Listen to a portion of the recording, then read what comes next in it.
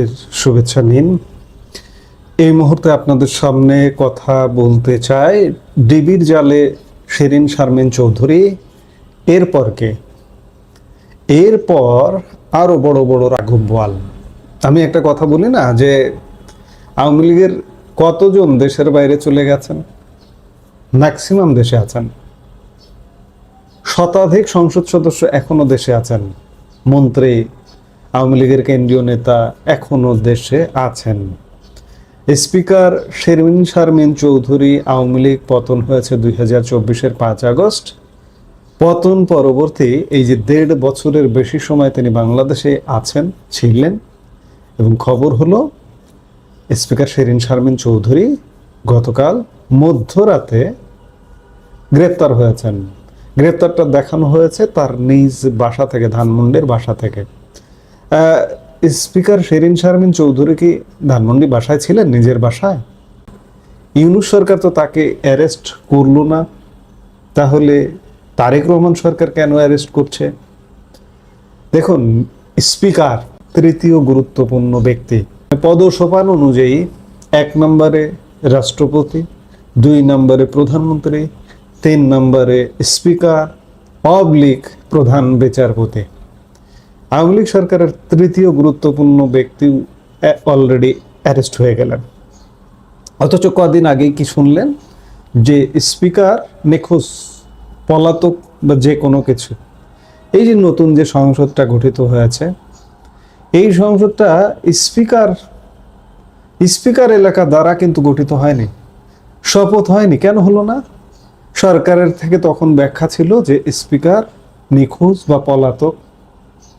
আজকে কোথা থেকে বের হলেন তিনি? স্পিকার শিরীন শারমিন চৌধুরী পদত্যাগ করেছেন, কিংবা ডেপুটি স্পিকার শামসুল হক টুকু কারাগারে। আপনি তো শপথটাই ভঙ্গ করলেন। এখন যে সংসদটা গঠিত হলো, শপথটাই ভঙ্গ করলেন।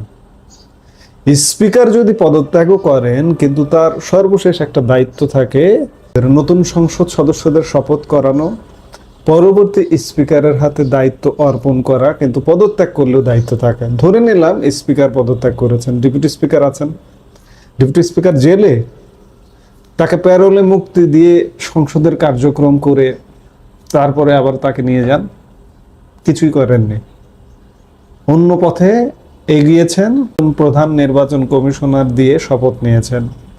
যাই হোক, স্পিকার শিরীন শারমিন চৌধুরী, আমরা আইএসপিআর এর তথ্য মতে জেনেছিলাম যে 2024-এর 5 আগস্ট পরবর্তী সময়ে সেনাবাহিনীতে আশ্রয় নিয়েছিলেন।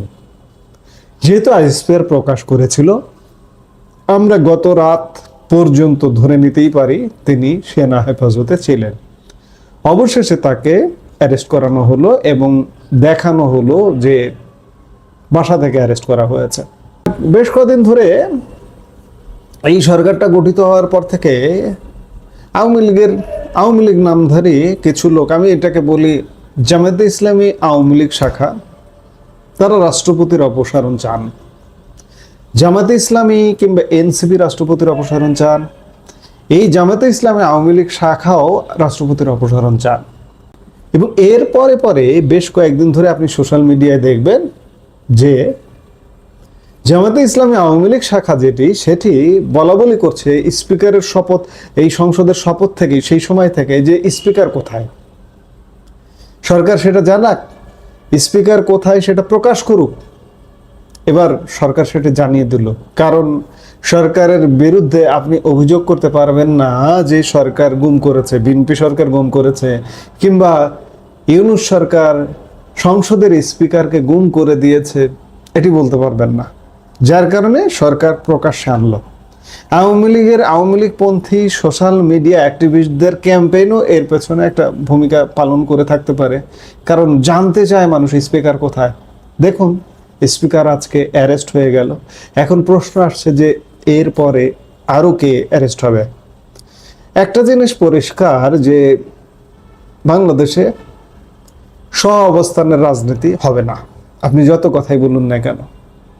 কারণ গত 1.5 মাসে, এই যে বিএনপি সরকারের 1.5 মাসে, এটা একটা পরিষ্কার হয়ে গেছে যে অতীতের প্রতিশোধ নেওয়ার একটা প্রবণতা ইতিমধ্যেই লক্ষ্য করা যাচ্ছে। প্রতিশোধের অংশ হিসেবে 111-এর কুশীলবদের অ্যারেস্ট করা হচ্ছে। আওয়ামী লীগ সরকারের দায়িত্বশীল ব্যক্তিবর্গদের ব্যাপারে এখনো পর্যন্ত কোনো রকমের শিথিলতা নেই, বরঞ্চ নতুন করে অ্যারেস্ট হচ্ছে। স্পিকার অ্যারেস্ট হলেন, এরপরে আরো বহু রাঘব বোয়াল, আপনারা যেগুলো চান সেগুলো হবে। আমরা এই মুহূর্তে নাম বলে ফেললে বিষয়টা কেমন হয়ে যায়, এটি যেহেতু আইনি ব্যাপার, এজন্য এটি নিশ্চিত থাকুন যে আওয়ামী লীগ রিলেটেড, আওয়ামী লীগের সাথে সংশ্লিষ্ট আরো বহু রাঘব বোয়াল বাংলাদেশে যারা আছেন, 3 নম্বর ব্যক্তি তো অ্যারেস্ট হলেন, আরো বহু ব্যক্তি অ্যারেস্ট হবার পথে আছে। সেটা হয়তো 7 দিন পরে হোক, 7 মাস পরে হোক, যেভাবে হোক, আরো বহু বহু রাঘব বোয়ালকে বিএনপি সরকার যদি সুযোগ পায়, যদি সময় পায়, দেশ জাহান্নামে যাচ্ছে তাতে কোনো সমস্যা নেই, কিন্তু প্রতিহিংসা চরিতার্থ হবে। 2001-06 প্রতিহিংসা চরিতার্থ হয়েছে। এই প্রতিহিংসা চরিতার্থের কারণে আওয়ামী লীগ যখন 2009-এ ক্ষমতায় এলো, তখন বিএনপিকে মোটামুটি দৌড়ের উপর রেখেছিল। এবার আবারও আওয়ামী লীগ যখন ক্ষমতায় আসবে, আওয়ামী লীগ ক্ষমতায় আসবে, লিখে রাখুন আমার এই কথাটা, সেটা 2 বছর পর, 5 বছর পর, 7 বছর পর, যতদিন পরেই হোক না কেন, আওয়ামী লীগ ক্ষমতায় মাস্ট আসবে। আজকে বিএনপি যে কাজগুলো করছে, সহ অবস্থান করতে দিচ্ছে না। বিএনপির যে কি পরিণতি হবে এটা বলা, মানে কল্পনাও করা কঠিন।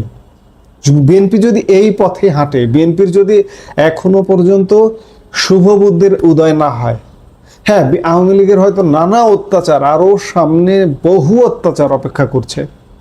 আপনি চিন্তা করুন, 2004 সালে আওয়ামী লীগ প্রধান শেখ হাসিনাকে গ্রেনেড মেরে হত্যা করার পরিকল্পনাও ছিল।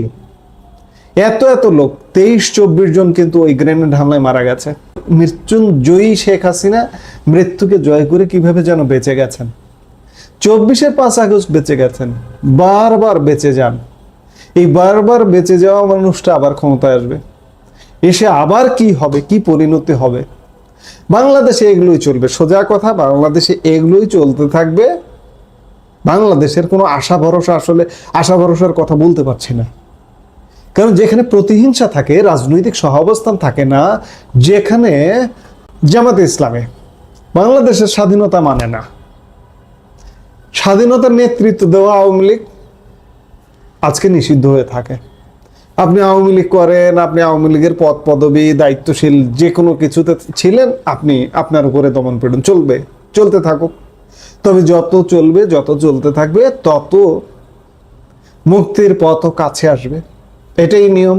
প্রকৃতিরও একটা নিয়ম আছে, প্রকৃতির একটা বিচার আছে। এখন আমরা হয়তো সামনে আরো বড় বড় রাঘব বোয়াল গ্রেপ্তার হতে দেখব। পরিস্থিতি যদি এভাবেই থাকে, যদি কোনো রাশ টানা না হয়, যদি কোনো ফুল স্টপ না হয় দেশি বিদেশি আন্তর্জাতিক তৎপরতায়, তাহলে এইভাবে চলতে থাকবে। আমরা আরো বড় বড় সিনারি দেখব। এরপরে কে গ্রেপ্তার হবে, সেই নামগুলো আমরা দেখার জন্য নিশ্চয়ই অপেক্ষা করব। এই মুহূর্তে এ পর্যন্তই। সবাই ভালো থাকুন।